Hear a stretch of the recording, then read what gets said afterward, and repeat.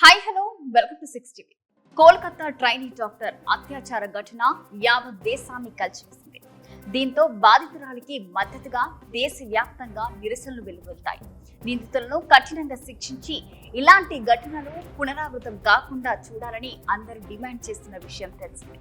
ప్రస్తుతం ఈ కేసును సిబిఐ దర్యాప్తు చేస్తుంది. ఇదిలా ఉంటే ఈ అత్యాచార ఘటనపై తాజాగా అమెరికాలోనూ పలువురు వైద్యులు ఆందోళన బాటపట్టారు. విధి నిర్వహణలో అత్యాచారానికి గురైన ట్రైనీ డాక్టర్ కు న్యాయం జరిగేందుకు అంతా కలిసి రావాలంటూ ఈ సందర్భంగా వైద్యులు పిలుపునిచ్చారు. ఈ నేపథ్యంలోనే వారు ప్లకార్డులు ప్రదర్శించారు.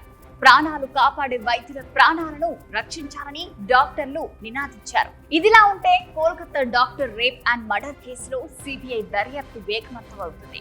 ఈ కేసులో కీలకమైన క్లూ ఒకటి వెలుగు చూసింది. సిబిఐ దర్యాప్తులో వెలుగు చూసిన ఈ క్లూ కేసును కీలక మలుపు తిప్పవచ్చని భావిస్తున్నారు. బాధితురాలు చివరి క్షణాల గురించిన క్లూ అయితే ఇది.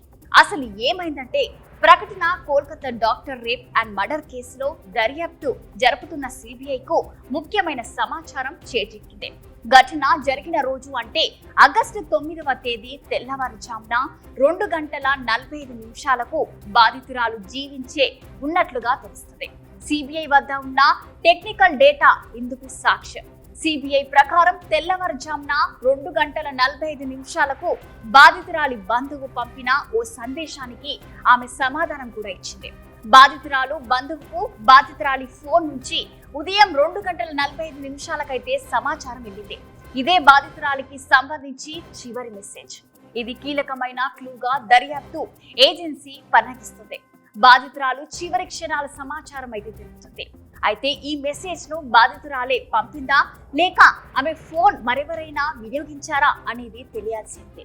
ఈ క్లూ ఆధారంగా తదుపరి విచారణ కొనసాగిస్తుంది సిబిఐ. ఇలాంటి మరిన్ని లేటెస్ట్ అప్డేట్స్ కోసం చూస్తూనే ఉండండి 6 టీవీ. సామాన్యుడి ఆరోపణ.